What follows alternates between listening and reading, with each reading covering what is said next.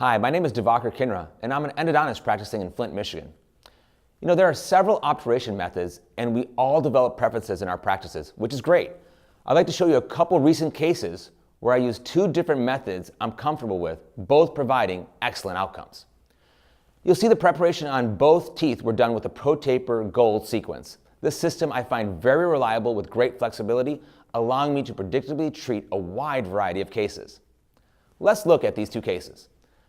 Tooth number 15 presented with pain to percussion, recurrent caries, and the tooth had prolonged sensation to pain to cold. The pain rating from the patient was a 7 out of 10. In the radiograph, I also noted that there was a pulp stone in the chamber and highly curved canals. My diagnosis was symptomatic irreversible pulpitis and acute apical periodontitis. I located 3 canals post-access.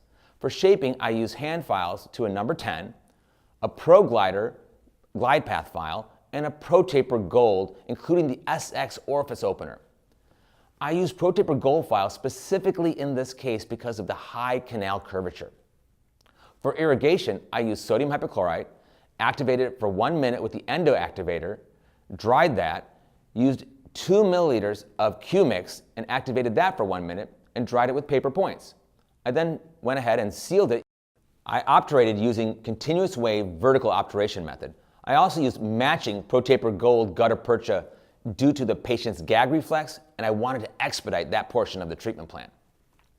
The ProTaper Gold matching gutta percha fit perfectly the first time and matched better than any other gutta percha I have ever used. I can't recommend it highly enough. Here's a post-op. I actually referred the patient back to the GP for crown later in the afternoon. Recently, I encountered another tricky case with a high radius of curvature in the mesiobuccal canal. Fortunately, GuttaCore came to the rescue and I was able to obturate the canal successfully. The patient came in with a chief complaint of pain to biting and a dull ache in the upper right. Exam of the patient revealed pain to percussion and biting, but with no response to cold. My diagnosis was a necrotic pulp with symptomatic chronic periodontitis. It was difficult to obtain straight line access. The patient felt extreme fear and the access was quite limited. Post-access, I located 3 canals. This was also confirmed with the cone beam provided to me by the referring general dentist. I scouted with a 10C file, and then I opened up the coronal third with a ProTaper Gold SX. I continued to negotiate the working length in hand files and with rotary path files. Lastly, due to its difficult curvature, I decided to create the final shape with the ProTaper Gold. The palatal canal and distal buccal canals were fairly straightforward. In the mesiobuccal canal, however, it was possible to negotiate the apical third with a rotary file due to the extreme curvature and either blockage or ledge in the canal. I noted in my master cone radiograph that I was short of working length. So I hand filed, soaked with sodium hypochlorite, and used the endo activator. I soaked some more with Q-Mix and then used paper points to dry the canals. I knew that my heated plugger was not going to heat the apical third within the canal. I decided that heating the gutta percha outside of the mouth and then delivering it via a carrier would be the obturation method of choice. So I decided to use the heat and hydraulics of GuttaCore, a size 25, to obturate the case. There's several reasons why I chose to use GuttaCore. One of the most important concepts when obturating the canals is that we want to thermoplasticize the gutta percha in the apical third. There are 2 ways to heat gutta percha, either inside the tooth with a heated plugger or outside the tooth in an oven and then brought into the canal via a carrier.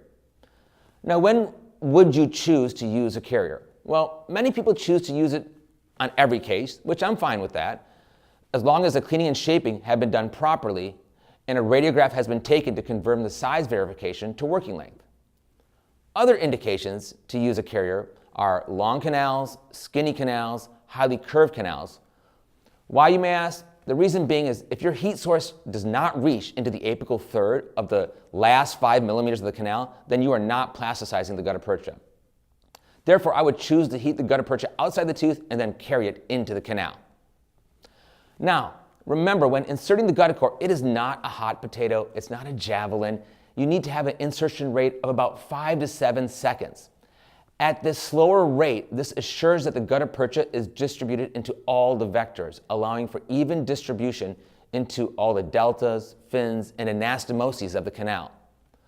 One side of the oven, there's plenty of time for the insertion, so take it slow, not fast. Now, as you see, I've presented a couple of cases in different ways to get excellent outcomes in obturation. When you're doing a lot of root canals, I think you can see it's good to let the case guide you in the method of obturation, which means it's also important to be ready for anything.